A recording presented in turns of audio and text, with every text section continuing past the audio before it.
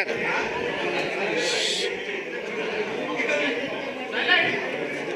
ಮೂರು ದಶಕಗಳ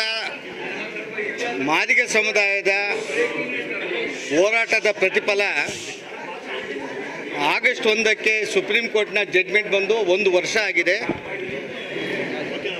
ಈ ರಾಜ್ಯದ ಮುಖ್ಯಮಂತ್ರಿಗಳು ಅಧಿಕಾರಕ್ಕೆ ಬಂದಂಥ ಮೊದಲನೇ ಕ್ಯಾಬಿನೆಟಲ್ಲಿ ಒಳಮೀಸಲಾತಿ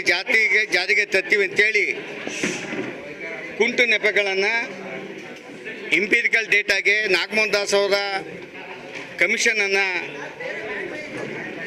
ನೇಮಕ ಮಾಡಿದ್ದೀವಿ ಅಂತೇಳಿ ನಿಧಾನಗತಿಯಲ್ಲಿ ಸಾಗ್ತಾ ಇರೋದ್ರಿಂದ ಆ ಜಾತಿ ಗಣತಿಯಲ್ಲಿ ಇಂಪಿರಿಕಲ್ ಡೇಟಿ ಕಲೆಕ್ಷನ್ ಮಾಡುವಾಗ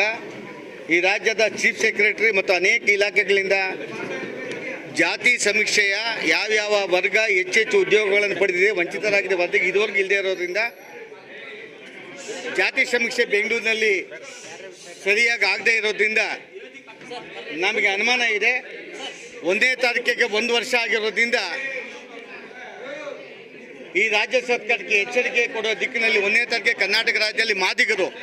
ಎಲ್ಲ ಜಿಲ್ಲಾ ಕಚೇರಿಗಳಿಂದ ಇಡೀ ಒಕ್ಕೂಟ ಹೋರಾಟ ಮಾಡೋದಕ್ಕೆ ತಮ್ಮ ಮುಖಾಂತರ ಕರೆ ಮತ್ತು 10ನೇ ತಾರೀಕು ಒಳಗಡೆ ಜಾರಿ ಮಾಡದೆ ಹೋದರೆ ಕರ್ನಾಟಕ ರಾಜ್ಯ ಬಂದ್ ಮಾಡಿ ರಾಜ್ಯ ಸರ್ಕಾರವನ್ನು ನಿಷ್ಕ್ರಿಯ ಮಾಡೋದಕ್ಕೆ ಮಾದಿಗರು ತೀರ್ಮಾನ ಮಾಡಿದ್ದೀವಿ ಅಂತೇಳಿ ತಮ್ಮ ಮುಖಾಂತರ ಹೇಳೋದಕ್ಕೆ ಇಚ್ಛೆಪಡ್ತೀನಿ ಸರ್.